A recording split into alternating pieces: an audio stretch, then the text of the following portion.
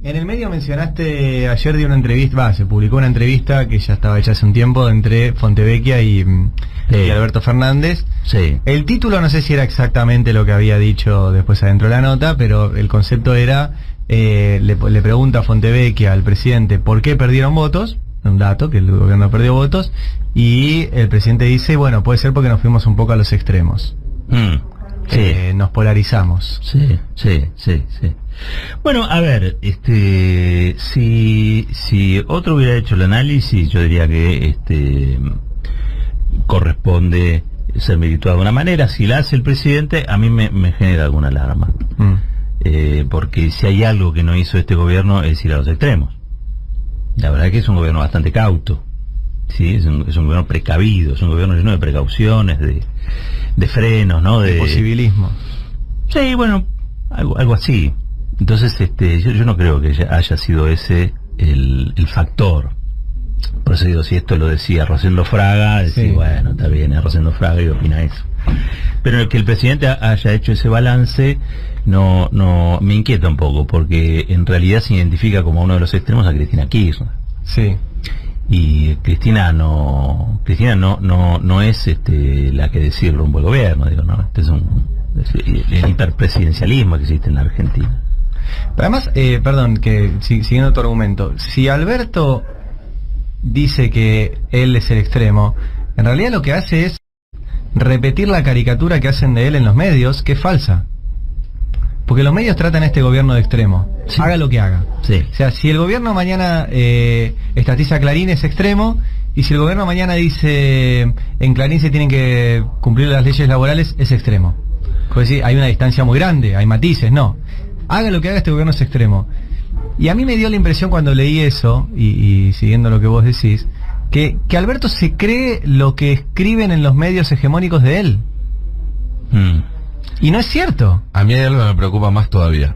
Extremo o centro, o discutir cuán extremo o cuán centrista es este gobierno, que es que el presidente piense que la pérdida de apoyo y la pérdida de votos de Frente de Todos tuvo que ver con un posicionamiento político discursivo y no con la falta de comida en la mesa de los argentinos, la falta de trabajo en la cotidianidad de los argentinos, y la falta de esas cosas que los argentinos esperaban que se recuperaran a partir de diciembre del 19, que en el medio hubo una pandemia, después se puede discutir cuánto más se pudo haber hecho o no, pero lo cierto es que había una expectativa y que no se cumplió, y eso no tiene que ver con extremo o con centro.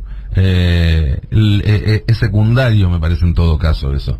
Y creo que si no se entiende desde el gobierno que en el 2023, salvo que los argentinos, la sociedad argentina en su conjunto esté mucho mejor que ahora, no va a haber un futuro político electoral para el Frente de Todos, ni de extremo, ni de centro, ni si lleva de candidato a Kicillof, ni si lleva de candidato a Daer.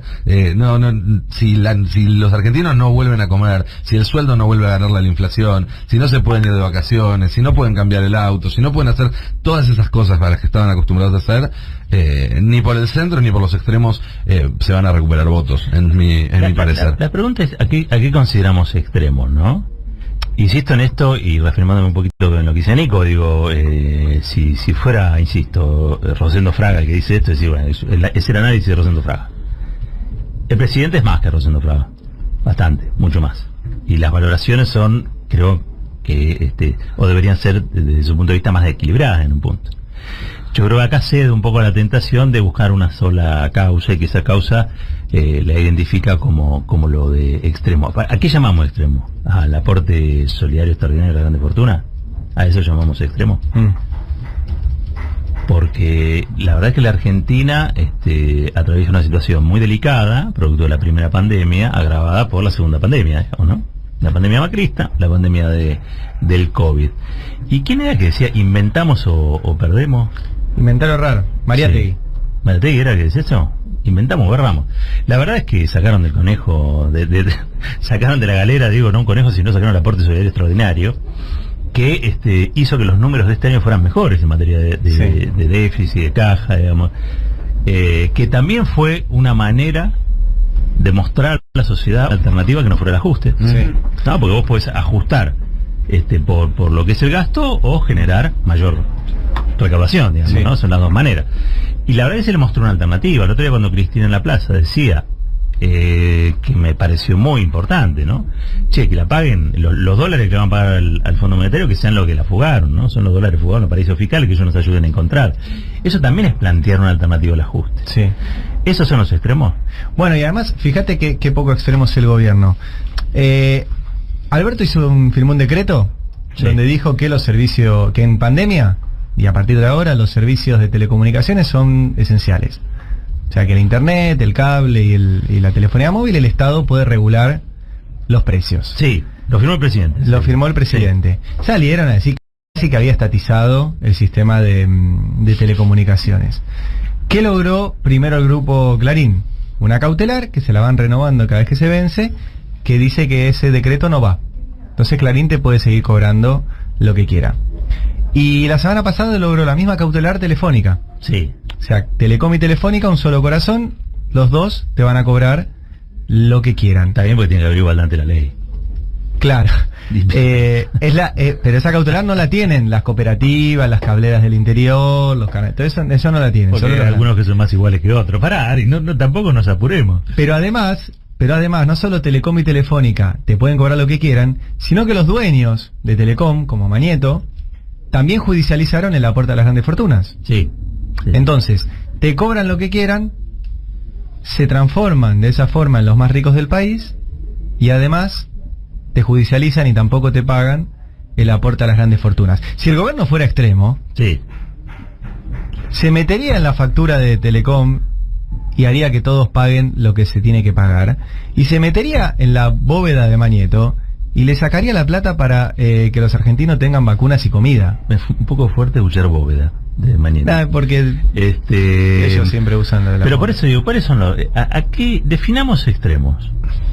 ¿Qué bueno, es que el Estado le quiera cobrar a un aporte solidario por única vez? ¿Eso es un extremo? No, es que ahí también te lo hacen creer como si fuera entra la construcción de sentido. Claro. Porque después tenés... el viernes vimos, con diferencia de 10 minutos, a un diputado diciendo pedazo de peludo al presidente de la Cámara con el micrófono abierto, el diputado Miguel Base, radical. Y a los 10 minutos al jefe de esa bancada diciendo que se levantaba porque estaba muy ofendido por lo que decía el jefe de otra bancada, que solo había hecho un discurso con el tono que tenían los discursos ya a esa hora, que estaban todos, digamos, exaltados y cansados. 21 horas de debate. Y en todos los medios estuvieron todo el fin de semana hablando de Máximo Kirchner y no de Miguel Base.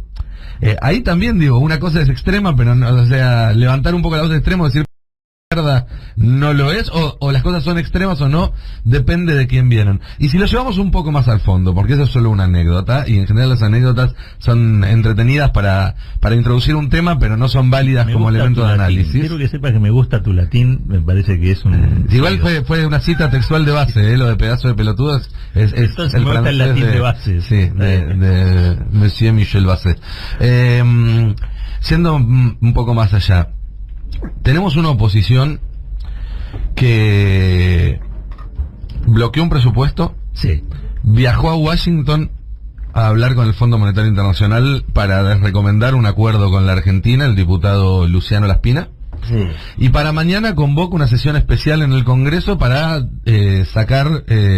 para en realidad subir el mínimo no imponible, es decir, recortar la recaudación del impuesto de los bienes personales, que es uno de los más progresivos. El de los ricos.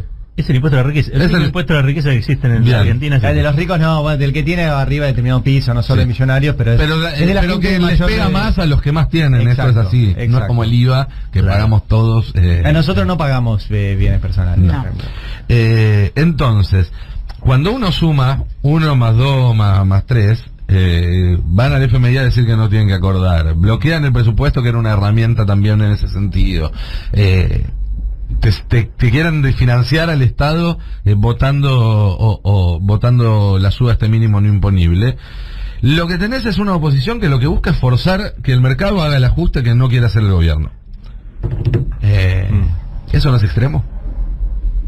Digo, una oposición que perdió una elección presidencial, porque la de 2019 no decidía, según el sistema argentino, el sentido de las políticas, sino que definía el Parlamento. Y el sentido de la política del 2019 fue no al ajuste. Claro. Fue básicamente eso lo que votó al frente de todos. Y ahora tenés una oposición que quiere implementar ese ajuste a como dé lugar. Bueno, eso es extremo. En todo caso, hay que ponerse del otro lado y enfrentar ese tipo de cuestiones, porque si no lo que tenés es desgobernabilidad, que eso no es bueno ni para los moderados, ni para los extremistas, ni para nadie. 18.000 millones de dólares hay que pagar el año que viene, porque en el único acuerdo vigente que existe con el Fondo Monetario, no hay otro, por ahora no hay otro. ¿Sí? Vamos a tener que pagar 18.000 millones de dólares si Guzmán no hace una finta a lo Messi y logra que nos condonen, que nos den changüí, que no... Estamos discutiendo la sobretasa, imagínate cómo estamos. Que está bien, son 2.000 millones de dólares menos por año, creo. Estamos discutiendo la sobretasa, pero hoy por hoy, el año que viene hay que pagar 18.000 millones de dólares. El presupuesto que se nos va a pagar a votar la oposición era un presupuesto serio, realista, decía, no pago nada al fondo, nada. Porque no hay plata para pagarle. Hoy no tenemos presupuesto. Sí, y no tenemos 18.000 millones de dólares. No tenemos 18.000 ni millones. cerca. Y sí tenemos un acuerdo vigente, que es el que existe y el que firmó la actual oposición cuando era gobierno con el Fondo Monetario. O sea, nos quieren hacer entrar en default. Y probablemente, sí. Bueno, yo creo que, a ver, a mí la palabra no me gusta. Es más, yo no creo que haya que hablar de default, porque en un punto me trae déjà vu, me trae otros momentos, me lleva a otro momento de la historia. Pero creo que se va a terminar resolviendo. Lo que no se va a resolver es la irresponsabilidad de esta gente. Y te hago una pregunta, volviendo al origen de esto que estamos hablando. ¿Por qué todo fue el agua? Primero fue el agua. Les comparto mi inquietud. ¿Por qué Alberto, para ustedes, dice eso? O sea, le dice a Fontevecchia lo que Fontevecchia quiere escuchar y lo que piensa que los lectores de Fontevecchia quieren leer. ¿Lo cree de verdad? Qué difícil, ¿no? Porque la verdad es que yo creo que lo cree de verdad. Yo creo que Alberto, vamos a remontar un poco la historia, en el año 2007, ¿sí? Se aleja del gobierno de Cristina Fernández de Kirchner por diferencias que no eran tanto de modelo sino de modales. Lo volvió a decir el otro día en la entrevista con Fontevecchia. Sí. Él estaba convencido de que la crisis, por ejemplo, con la 125, la crisis producida por la 125, se tendría que haber resuelto de otro modo. Fue uno de los que más batalló por llegar a un tipo de acuerdo, retenciones segmentadas. Y él lo que dice, no lo dijo en este reportaje, pero alguna vez ha comentado que en realidad Néstor redobló el conflicto con el campo para, entre otras cosas, construir una presidenta, ¿no? Que era Cristina Fernández de Kirchner. Esto es lo que ha sugerido, digamos, la idea de una presidenta enfrentada por las corporaciones, por la corporación rural, etcétera, etcétera, y que eso le iba a dar una fortaleza política, a pesar de la derrota le iba a dar una fortaleza política porque definía al gobierno. Estos son los adversarios de este gobierno. Y él no estaba de acuerdo con eso. Le parecía que era viejo el planteo, le parecía que esos sectores eran dinámicos en la economía y que no eran la sociedad rural ni la oligarquía del 45, qué sé yo. Y él se va del gobierno. Ahora, se va del gobierno, pero no se fue de las ideas que él tiene. Él piensa así. Cuando Cristina lo va a buscar para ungirlo presidente, Cristina va a buscar aquella alianza original, aquel frente original que incluso lo contenía a Cobos hasta ese momento. Así que imagínate lo amplio que era aquello y lo amplio que es esto. Yo no creo que le haya cambiado, yo creo que él es coherente en esas cuestiones.